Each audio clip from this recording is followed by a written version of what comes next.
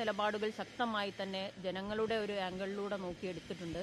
ഈ സാധാരണ പാർലമെന്റ് കഴിഞ്ഞ ഒരു ചായ സൽക്കാരം ഉണ്ടാവുന്നതാണ്. അതിൽ പങ്കെടുത്തതിനെ അങ്ങനെ വിവാദമാക്കി സാധാരണഗതിയിൽ പങ്കെടുക്കുന്ന ചായ സൽക്കാരമാണെങ്കിൽ മിജി എന്താ കഴിഞ്ഞ 4 ചായ സൽക്കാരങ്ങളിൽ പങ്കെടുക്കാതിരുന്നത്? കഴിഞ്ഞ വർഷകാല സമ്മേളനത്തിന് ശേഷമുള്ള ചായ സൽക്കാരത്തിൽ എന്താ എടുക്കാതിരുന്നത്? അംബേദ്കർ എന്ന് പറഞ്ഞു എന്നൊരു കാരണം കൊണ്ട് അംബേദ്കറെ അപമാനിച്ചു എന്ന് പറഞ്ഞ് കഴിഞ്ഞ ശൈത്യകാല സമ്മേളനത്തിൽ എന്താ പങ്കെടുക്കായിരുന്നത്? അന്ന് സാധാരണമായിരുന്നില്ലേ? അന്ന് മാത്രം എന്താ സാധാരണമാകായിരുന്നത്? ഇതിന് അവർ വ്യക്തമാക്കി മറുപടി പറയണ്ടേ? ഇതിനൊന്നും മറുപടിയില്ല അവർക്ക്.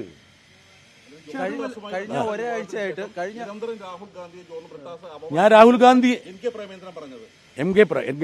കെ പ്രേമേന്ദ്രനെ കുറിച്ചൊന്നും ഞാൻ പ്രതികരിക്കുന്നില്ല. പക്ഷെ അദ്ദേഹം എന്നെ ഇങ്ങനെ പൊഴുത്തിക്കൊണ്ടിരിക്കുകയാണ്. എൻ കെ പ്രേമേന്ദ്രൻ അവിടെ പ്രധാനമന്ത്രിയുടെ സൽക്കാരത്തിൽ പോയി പങ്കെടുത്തതിൽ എനിക്ക് യാതൊരു അത്ഭുതവുമില്ല. സത്യസന്ധമായി പറയട്ടെ, അദ്ദേഹം നിരന്തരമായിട്ട് പ്രധാനമന്ത്രിയുടെ കോലായിലെ കഞ്ഞിവീഴ്ത്തിൽ പങ്കെടുക്കുന്ന ഒരാളാണ് അദ്ദേഹം. മാത്രമല്ല, ഒരു നഴ്സറി കുട്ടിയിരിക്കുന്ന പോലെ യു ഷുഡ് സ്റ്റഡി ഹാർഡർ എന്നൊക്കെ പറഞ്ഞ് ചില അനുമോദനങ്ങൾ അത് ഏറ്റുവാങ്ങുമ്പോൾ അദ്ദേഹത്തിന് ഒരു പുളവ് ഉണ്ടാകുന്നത് സ്വാഭാവികമാണ്. കഴിയുമെങ്കിൽ RSP എന്നുള്ള പേര് RSS നേടാൻ വേണ്ടി അദ്ദേഹം ശ്രമിച്ചുകൊണ്ടിരിക്കുന്നു. അദ്ദേഹത്തെ പോലുള്ള ആൾക്കാർ പറയുന്നതിനോടൊന്നും ഞാൻ പ്രതികരിക്കുന്നില്ല. അദ്ദേഹം ഇങ്ങനെ പൊഴുത്തിക്കൊണ്ടിരിക്കുകയാണ്. പക്ഷേ അദ്ദേഹത്തിന് തിരിച്ചൊരു പ്രവർത്തനം വേണമെന്ന് അദ്ദേഹം ആഗ്രഹിക്കുന്നതുകൊണ്ട് മാത്രമാണ് ഞാനിത് പറഞ്ഞത്. ബ്രിട്ടസ് കഴിഞ്ഞ ഒരാഴ്ചയായിട്ട് അങ്ങ് നിരന്തരം ഈ രാഹുൽ ഗാന്ധി, പ്രിയങ്ക ഗാന്ധി കോൺഗ്രസ് നേതൃത്വത്തിനെതിരെ ഇങ്ങനെ ആഞ്ഞടിക്കുകയാണ്. ഈ പെട്ടെന്നുണ്ടായ ഇതിനൊരു എന്തെങ്കിലും പ്രത്യേക കാരണമുണ്ടോ? ഒരു കാര്യം നിങ്ങൾ മനസ്സിലാക്കണം. രാഹുൽ ഗാന്ധി ഒരുപക്ഷെ ഇന്ത്യയിൽ ഉണ്ടായിരുന്നെങ്കിൽ ഈ ഒരു ചായ സൽക്കാരത്തിൽ പങ്കെടുക്കില്ല എന്നാണ് എൻ്റെ മനസ്സ് പറയുന്നത്. ഞാൻ സത്യസന്ധമായിട്ട് പറയാം. മുമ്പുള്ള എല്ലാ ബോയ്ക്കോട്ടുകളിലും, നിങ്ങൾ ബോയ്ക്കോട്ടെന്ന് വിശേഷിപ്പിച്ചുകൊണ്ട് പറയാം, വിട്ടുനിൽക്കലിലും അദ്ദേഹം പങ്കെടുത്തിരുന്നു. അദ്ദേഹം തന്നെയാണ് ആശയം മുന്നോട്ട് വെച്ചത്. അതുകൊണ്ട് നിങ്ങൾ എല്ലാ പ്രാവശ്യവും അദ്ദേഹത്തെ ഞാൻ വിമർശിച്ചു എന്ന് പറയേണ്ട കാര്യമില്ല. അദ്ദേഹത്തെ വിമർശിക്കേണ്ട സമയത്ത് വിമർശിക്കണം. അദ്ദേഹം ഞങ്ങളെ വിമർശിക്കാറുണ്ട്. കേരളത്തിൽ വന്നിട്ട് ഇടതുപക്ഷ ഗവൺമെൻറ്റിനെയും ഇടതുപക്ഷത്തെയൊക്കെ നിരന്തരമായി വിമർശിക്കുന്നവരല്ലേ. ഇപ്പോൾ ഇവിടുത്തെ ഇനി ഞാൻ വിമർശിക്കുന്നത് മാത്രമാണ് നിങ്ങൾ കാണുന്നത്. കേരളത്തിലെ UDF MPമാർക്ക് ഈ കഴിഞ്ഞ സെഷനിലാകെ 2 പരിപാടി ഉണ്ടായിരുന്നുള്ളൂ. എന്താണ്? ഒന്ന് പാരയും 2 പാരടിയും.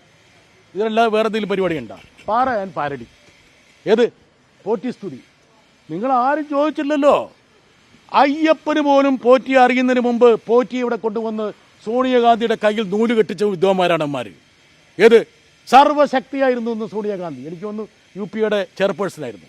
പ്രധാനമന്ത്രിയെ കാണാൻ പറ്റും, UPA ചെയർപേഴ്സനെ കാണാൻ പറ്റാത്ത സമയത്ത് ഈ പോറ്റിയെ കൊണ്ടുവന്ന് കയ്യിൽ നൂല് കെട്ടിച്ച വിദ്വാന്മാരാണ് അമ്മമാർ. എന്നിട്ടാണ് അവർ പാർലമെൻറ്റിന് മുമ്പിൽ നിന്ന് ഈ പാരടിപ്പാട്ട് പാടിയത്. അസാമാന്യ തൊലിക്കെട്ടി ഉണ്ടെങ്കിൽ ഇങ്ങനെ ചെയ്യാൻ പറ്റുള്ളൂ. അതുകൊണ്ട് ഞാൻ വിമർശിക്കുന്നതല്ല, അവർ ചെയ്യുന്ന ഈ പാരയും പാരടിയും കേരള സമൂഹം കാണുന്നുണ്ടെന്നും ഒരുപക്ഷെ നിങ്ങളെപ്പോലുള്ള ആൾക്കാർ അവരോട് ചോദിക്കേണ്ട ചോദ്യങ്ങൾ കൃത്യമായി ചോദിക്കാതിരിക്കുന്നതിൻ്റെ പശ്ചാത്തലത്തിൽ ഞാൻ പറയാൻ നിർബന്ധിതനാകുന്നതാണെന്നും നിങ്ങൾ മനസ്സിലാക്കി. ആ ചോദ്യങ്ങൾ ചോദിക്കുമ്പോഴാണ് അവർ പറയുന്നത് കഴിഞ്ഞ ഒരാഴ്ചയായിട്ടാണ് ഈ ബ്രിട്ടീഷ്. ഞാൻ ഒറ്റ കാര്യം ചോദിച്ചോട്ടെ. അതായത് ഇവർ പാരടി പാടിക്കൊണ്ടിരിക്കുന്ന സമയത്ത് സാമൂഹ്യ മാധ്യമങ്ങളിൽ ഇവിടെ കോൺഗ്രസിൻ്റെ പ്രധാനപ്പെട്ട MPമാർ സോണിയാഗാന്ധിക്കൊപ്പം നിന്ന് പോറ്റിയെ കൊണ്ട് ആ സ്ത്രീയുടെ കയ്യിൽ നൂല് കെട്ടിക്കുന്ന ദൃശ്യങ്ങൾ നിങ്ങളുടെ കയ്യിലുണ്ടായിരുന്നില്ലേ? ആ പാരടി പാടിക്കൊണ്ടിരിക്കുമ്പോൾ ഫോണിൽ ഇതൊക്കെ കാണിച്ചിട്ട് ഇതെന്താണ് നൂല് കെട്ടിച്ചത്? കേരളത്തിൽ ഞാൻ പറഞ്ഞല്ലോ, അയ്യപ്പന് പോലും അറിയുന്നതിന് മുമ്പാണ് ഈ പോറ്റിയെ ഇവർ കൊണ്ട് നൂല് കെട്ടിച്ചത്.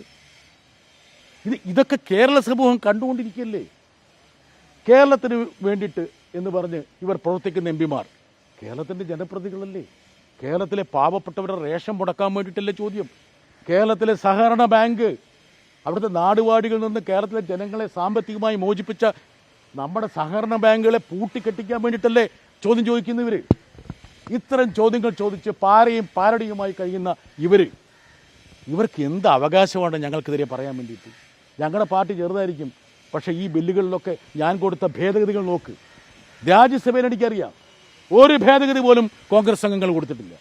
ഈ പറയുന്ന മഹാത്മാഗാന്ധി തൊഴിലാന പദ്ധതിയിൽ എൻ്റെ അറിവിലില്ല. ഇൻഷുറൻസ് ഒരു ഭേദഗതി പോലും കൊടുത്തില്ല. ന്യൂക്ലിയർ ഒരു ഭേദഗതി പോലും കോൺഗ്രസ് കൊടുത്തില്ല. അതായത് ഇവിടെ ഈ പറയുന്ന കൊളോണിയൽ മൈൻഡ് സെറ്റിൽ നിന്ന് മോചനമെന്ന് പറഞ്ഞിട്ട് പാശ്ചാത്യ ശക്തികൾക്ക് മുമ്പിൽ തലകുനിക്കാൻ വേണ്ടി കൊണ്ടുവന്ന 2 ബില്ലുകളെക്കുറിച്ച് എന്താണ് കോൺഗ്രസ്സുകാർക്ക് പറയാനുള്ളത്? അവരെന്തെങ്കിലും പറഞ്ഞിട്ടുണ്ടോ?